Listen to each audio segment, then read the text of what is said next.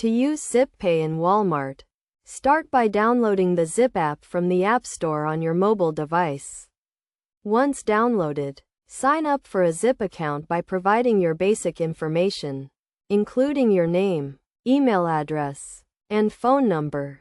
You will also need to provide your social security number and date of birth to verify your identity. After signing up, link a payment method to your Zip account, such as a credit or debit card. This will be used to make payments on your Zip account. Once your account is set up, you can use ZipPay at Walmart by selecting Zip as your payment method at checkout. When shopping in store, let the cashier know you would like to use ZipPay. They will then scan a QR code on your phone to process the payment. You can also use ZipPay online by selecting it as your payment method at checkout on Walmart's website. To make payments on your Zip account, log into the app and select the payment amount you would like to make.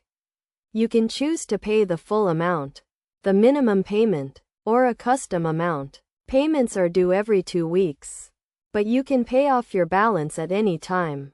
Using ZipPay at Walmart has several benefits, including the ability to buy now and pay later, with no interest or fees if you pay on time.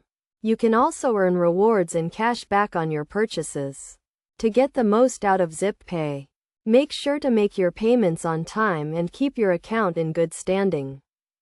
It is also important to note that ZipPay is a credit product, and missing payments can negatively affect your credit score. Make sure to review the terms and conditions of your Zip account before using it to make purchases.